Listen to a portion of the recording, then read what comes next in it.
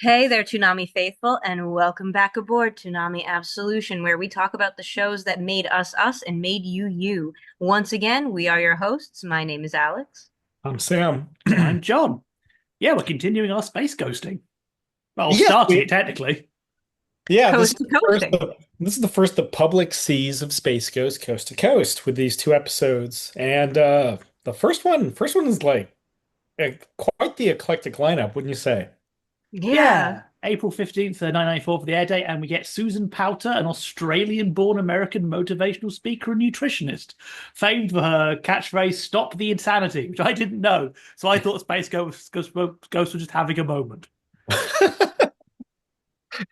And Just then Kevin Meaney, who's a comedian who just looks like a haunted ventriloquist doll, but he was in Big. yes, yes, he was. Don't remember him, and he was in Uncle Buck as well, which I remember him even less in. As do we all. Yeah, Yeah. and the Bee Gees, And the Bee Gees. who Those released guys. an album in '93, which was sizes and everything.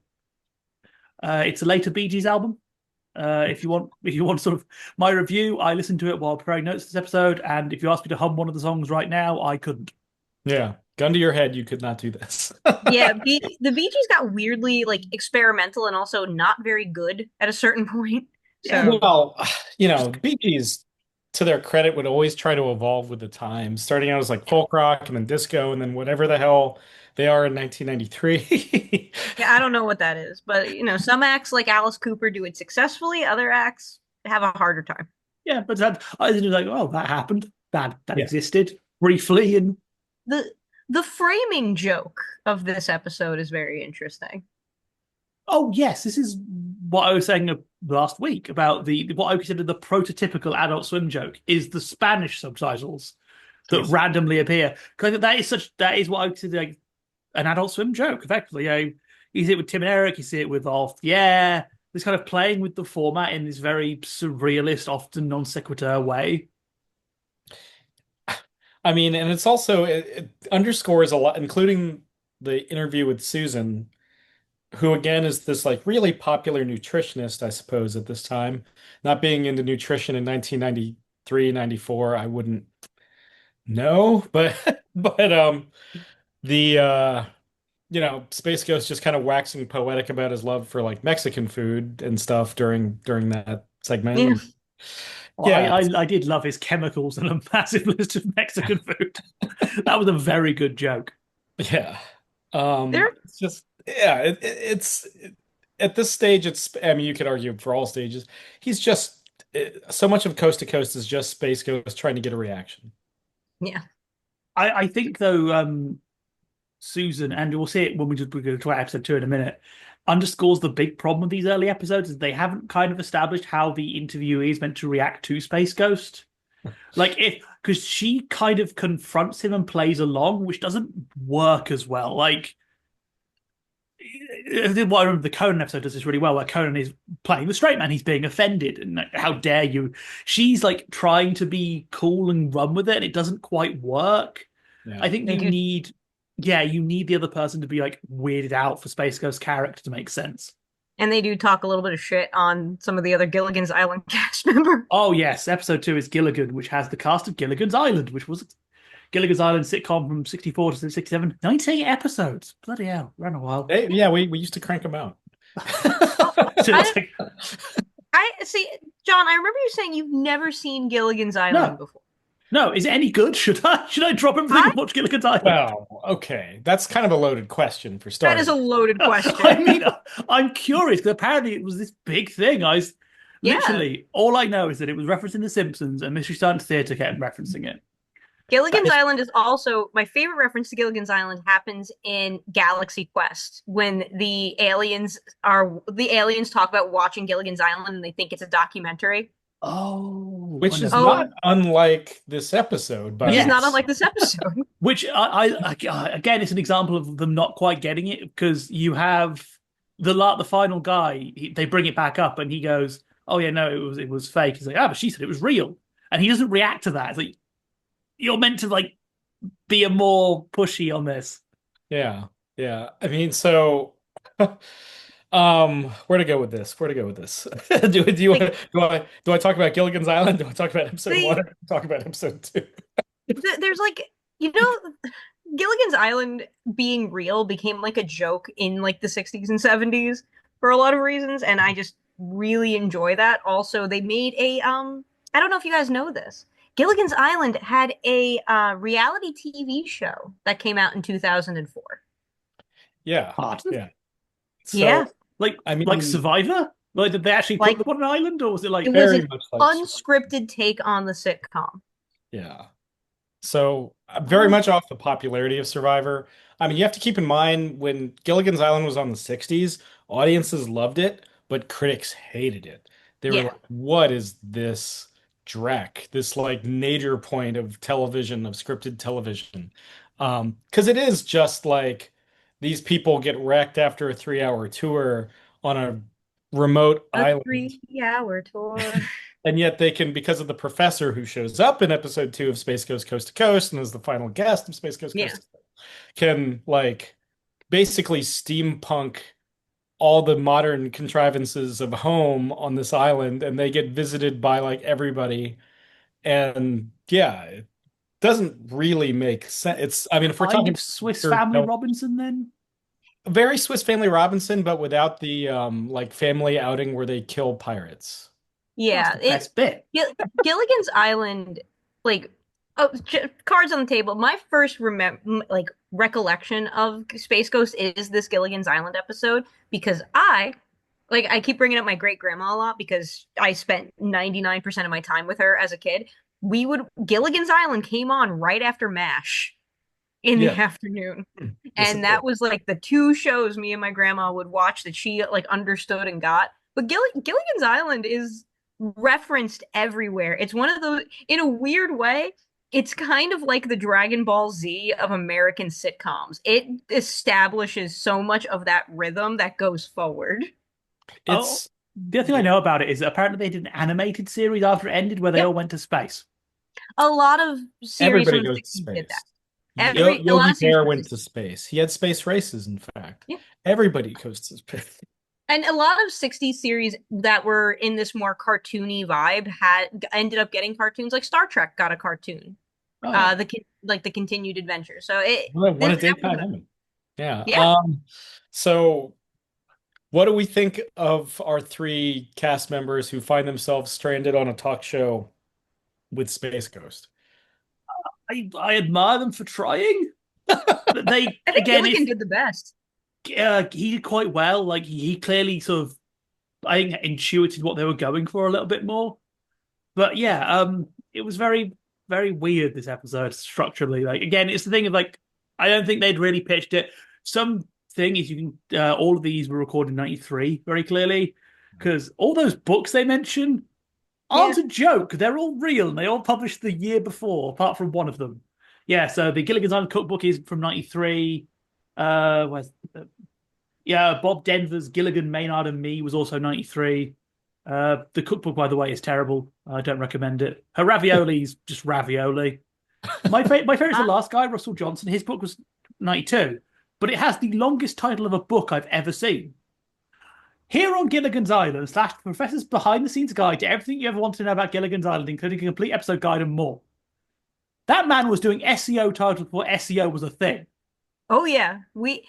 Fun fact, the that particular book, my dad owns that book, and we have read that book together. It's actually kind of interesting.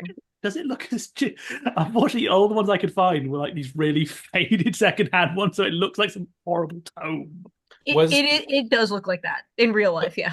was the professor straight up like the sexiest person stranded on that island? I thought Ginger was. Ah.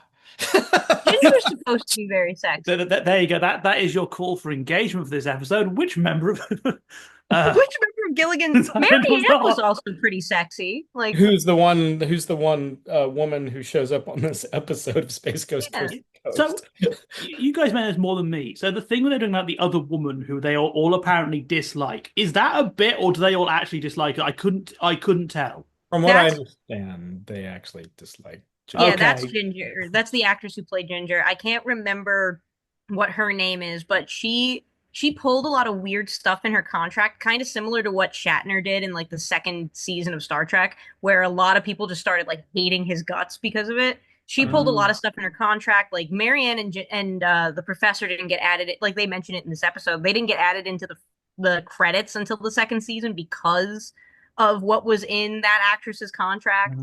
Like um, it, and I think she also was the one who got paid the most out of the cast, if I Well, recall correctly. It was either her or Gilligan himself. yeah. Or I mean, there's a lot of like if you look at Gilligan's this is going to turn into the Gilligan's Island episode. Gilligan's Island podcast. You've got Alan Hill, you've got people who were like known as character actors at the time that or not Neighbors, but the guy that plays the rich man. The millionaire Yeah, the millionaire. And his wife. and his wife. Uh and uh and Alan Hale Jr. is the skipper. But yeah, it's Ginger clearly didn't want to be part of an ensemble piece. Yeah. Um, and that's kind of the same thing with Shatner. Like I'm the captain of the Enterprise. Make it more about me. Even though Nimoy's getting all the fan mail of Spock. But we're Yeah. gonna see Shatner on this show We eventually. are. seems like a perfect match. No, just when they mentioned it, like the woman had like this brief flash of like anger. I was like either she's an amazing actor all of a sudden, or that's actually like, oh dear. No, that a lot of 60s and 70s like sitcom or very scripted shows often had this issue when it came to contract negotiations. There was always somebody who was getting shafted. It happened all the time. Yeah. So, I think, like I said about Space Ghost trying to get a reaction, I mean, outside of constantly getting confused that the show was real, I think that's one of the one of those things.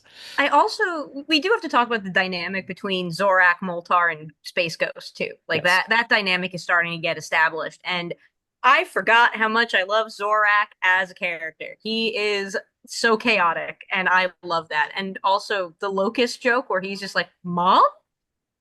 Oh, Like it's just that's Zorak gets the best lines in these two episodes. I really love the most 90s joke in the world with the what? What? Nothing. Like, yeah. I also really enjoyed the I am the lone locust, the apocalypse. Think of me while you look up at the night sky. I will. I will. It's just such a good joke. It's like, I okay. I also forgot that Zorak is a locust. I thought he was a praying mantis. I mean, he's clearly a praying mantis. If you read the comics, he's a praying mantis. Um, I think he just, being an insectoid creature, I think that's just the closest. I I always I liked his hunch. His hunch always reminded my grandmother, and probably me with my back, it always had this hunch. And I always kind of, yeah, it always it, kind of reminded me of that. I also love like the stock footage they had of locusts just ready to go. Oh, Like yeah. Oh, yeah. Yeah. Oh, then you had the episode one, you have the clip from the old movie as well. They've badly dubbed Bush over it, which again is just a full reference to MST3K. yep. Yeah. Like Also, and then also you have Moltar, who's more the straight man. Yeah. yeah, Space, which space is Ghost. which is why he got He's employment running Toonami. yeah, he's more like the on the production side, just calling people idiots and being like, "Come on, man." And then you have Space Ghost and his very interesting way of interviewing people who he's not in the room with.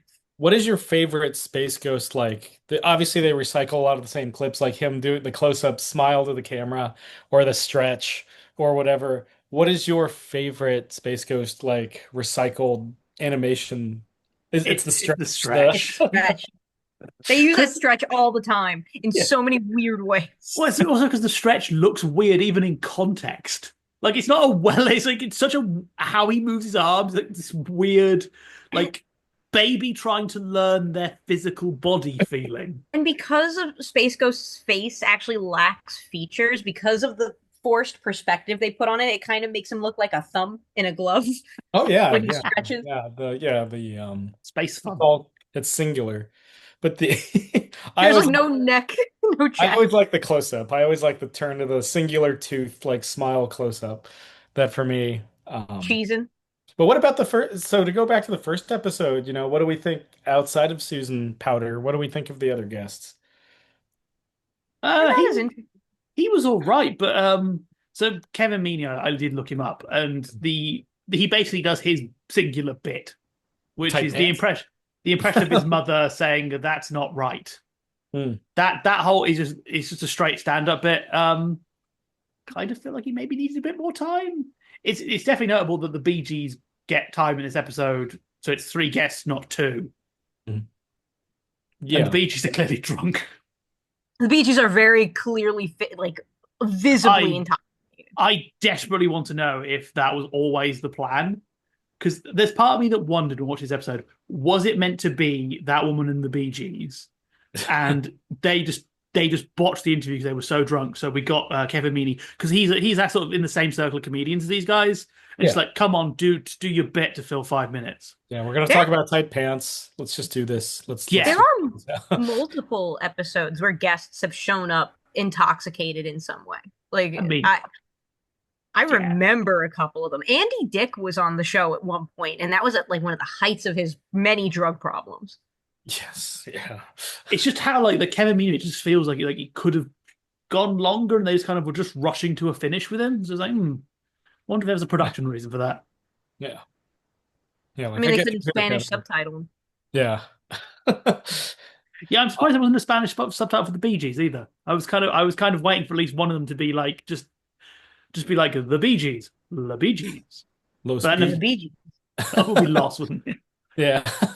Los My Bee Gees. Spanish isn't good. Your French is impeccable, though. Yeah, very. Yeah. Which is Le BG. Le Bee Le Bee Gees. Sounds very bougie. Yeah. Um. Ici sont le BG. Oh, talking of Ah, wait, wait. bizarre 90s jokes, by the way, I also liked Space Ghosts in the second episode again. Prepare your hiney for another blast from the spank ray. The spank ray. Like, Yeah. oh, it's the 90s. Zorak and Space Ghost's dynamic throughout the show, even just here, is so crazy and weird. And every now and then, like I don't know how much we're gonna get into it, but when they replace Zorak with Brack, it doesn't feel right. I feel like you need Zorak. You absolutely need Zorak. I mean, or and I like Moltar better, and Brack is kind of one note, I think, in his humor, unfortunately. And then he got his own show. Yeah, and he did get his own show. But that's the part of these early episodes that clicked early, the Yeah. Space Ghost Zorak dynamic. Because we'll see a lot of it. We'll see. I mean, that's kind of the defining dynamic of the entire show, really. More than Brack, more than Moltar, more than any of the parade of Hanna-Barbera guests that we'll get later on. Yeah, it's Space Ghost and Zorak. Yeah, And no. and it's also indicative of something that was happening with late night talk shows and the interaction between the host and the band leader and how and you even see that going into today. Like you see it on the Late Show with Stephen Colbert. You see it on pretty much everything that has a band. There's going to be that dynamic, and I like that they reproduce that here. Yeah, it definitely for these early episodes, you can clearly tell they're having some problems with the format, but those moments shine. The bomb delivery joke is really good. Like that was the thing. Like I was really enjoying those moments, and the guests here felt like they were getting in the way. So I would just watch Space Ghost and Zorak Moltar muck around for like just as a normal sitcom episode. Well, it gets to the point where the interview is like an afterthought, right? Like, Yeah, oh, I guess there's somebody else here. Like I think which of like, Jeff Foxworthy coming on the show and them trying to do the Pledge of Allegiance, or no, trying to do the national anthem, but it's still the three of them just like bickering. Talking over him. Yeah. Like, Yeah. I love Space yeah, it Ghost. does make you wonder how these early episodes are produced. Because again, we've been ripping on the guest a little bit. But how do you pitch this as like to someone as something to do? Like we're going to do this interview, but the interview isn't going to be with me. It's going to be with this cartoon character we're badly animating. We would show you it, but we've only got 2 pilots. Yeah. No, it's like I was saying last week. It's like imagine the pitch to publicists, like, hey, we know you've got this person in the middle of this press cycle. Would they be interested in speaking to Space Ghost? Like, how do you pitch that? How do you And like what is that? The Gilligan's Island people went, how much? Yeah. The Gilligan's Island people were there to promote their books, and it's Terrible, weird. terrible books. It's weird to think of the Gilligan's Island people promoting their books on Cartoon Network specifically, Yeah. because I don't know what 7, 8, 9, 10-year-old is gonna go to their mom the next day and be like, "Mom, I need Mary Ann's cookbook." Like Yeah. it's a weird place to push that. Also, I find it funny that they all released a book within 2 years of each other. Did they know? Like, what was this case of like they turned up to like a book fest and was like, oh, this always I happens. You wait I for feel one like good time, and then three come along at once. I feel like there must have been like maybe, and it kind of coincides with or dovetails in what Alex was talking about. There must have been like some syndication package that Gilligan's Island had with like TV Land and like TV Land's first year or something. I And mean, something there, yeah, there's a resurgence. Gilligan's Island also originally aired in 64. So since these were being recorded in 93, they were coming up on the 30-year anniversary of Gilligan's Island. Yeah. Also, from what I could tell, I think they may have got picked up on for Nick's night block because a couple of years out from this, there is a McDonald's did a promotion with all of the old sitcom characters specifically because of that, and the Gilligan's Island people are included, or the one Of who course. wears the funny handkerchief on his head. I don't know which character it is. I'm sorry, I've let you all down by not knowing Gilligan's Island lore. Is it you mean the bucket hat? No, he has like a towel on his head. There's a towel headed? He looks gormless, like a little like it's like wearing a cloth on Is his it an head. older gentleman? They all look like older gentlemen at this point, Well, unfortunately. I got nothing. I mean, this there also was. I mean, Nick at Night was becoming more of a thing, and that's where a lot of these shows were getting resyndicated. So you were seeing stuff like Gilligan's Island, Three's Company, Night Court, which is one of my favorite TV shows of all time. A lot Mm, of these older shows were getting resyndicated in the 90s. Like MASH is a really good example. yeah. Um, so this was the time period where a lot of this stuff was getting uh attention again. This And is it, also the yeah, it's interesting. and apparently, according to Variety from Zero, there was hints of a movie they were trying to make. Did they make a Gill? I think They they did didn't. make. They made TV movies. They were trying to make an actual Hollywood movie at this point. But Yeah, because apparently, everything was getting snapped up at that point. Remember, there was a Beverly Hillbillies movie and a yeah. That's The right. Addams Family movies are great, both of them. There was a Brady Bunch movie and a very Brady sequel. Flintstones got a movie. Everything was getting from the 60s and 50s were getting turned into movies in the 90s. And Mission Impossible. Mission Impossible is a 60s show that got turned Oh, into a true. even and more then It successful got movie. turned into you Tom have like Cruise. the Yeah. resurrection of Star Trek happens in the 80s and 90s. Like you go from Yeah, because of the TOS. success of Voyage Home, that you get Star Trek The Next Generation and everything. It, Yeah. And it's it's an we're making interesting this joke, but also we get Space Ghost Coast to Coast off. yeah.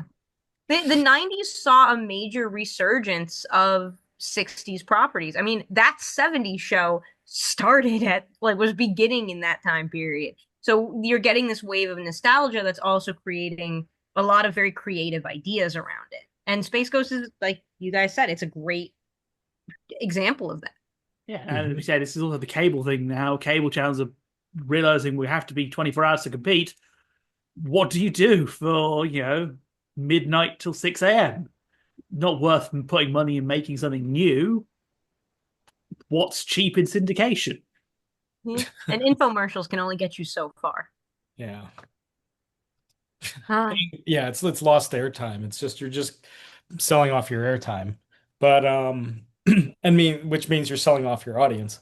But yeah, I mean, there's still for me is a lot to love in these episodes. Yeah, we'll get into it's wild because next week we're gonna get into like more contemporary guests minus Timothy Leary. minus He, Timothy Leary. he was vaguely contemporary. He was alive. Yeah, yeah. He was indeed alive. Yes, the acid hadn't caught up to him yet. The Wow. that would come up. Damn. Damn. Christ. And also, just now you've mentioned that, I just want to point out the weird beauty of saying Space Quest Episode 2 is a Gilligan's Island reunion. Space Quest Episode 3 is Timothy Leary, the founder of psychedelia. With Ashley Judd. Don't forget, Ashley Judd shows With up. Ashley Judd. the new founder of psychedelia. I wish I would follow Ashley Judd into the pits of psychedelia or the highs of psychedelia. Oh, ¿Por qué no los dos? Yeah. Just it's probably like the biggest shift in guests I could think of. Like It's wild. I Like, Go for it. I was just gonna say it's like who can we get?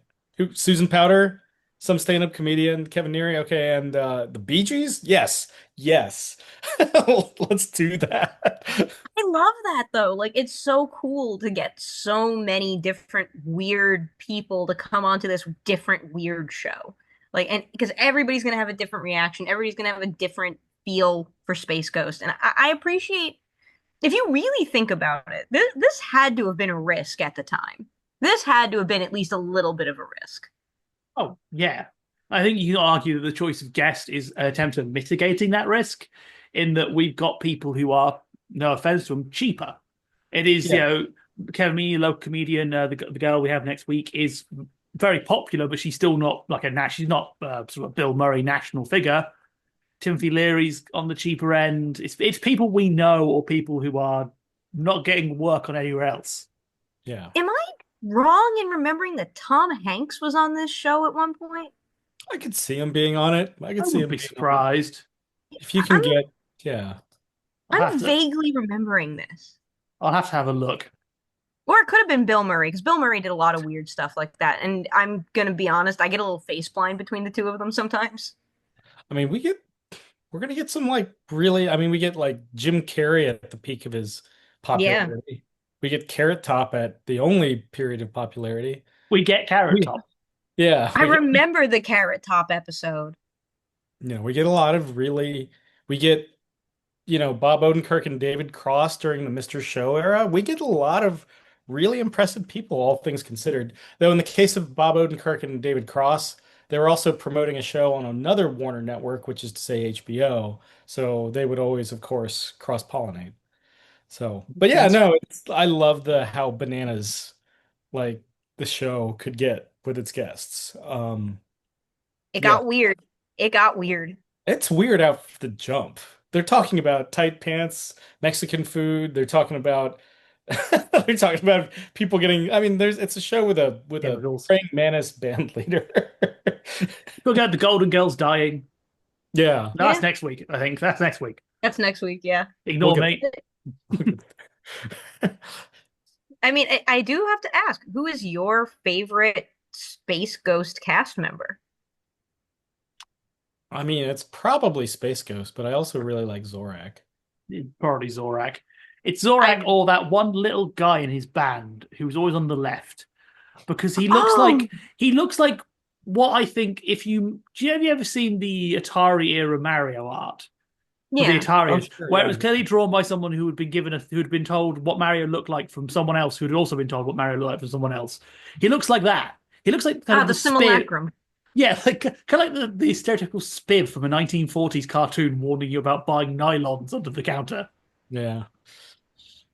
I like that. Yeah, Zorak was always my favorite. He was the only part of the Brack show that I found watchable at the time.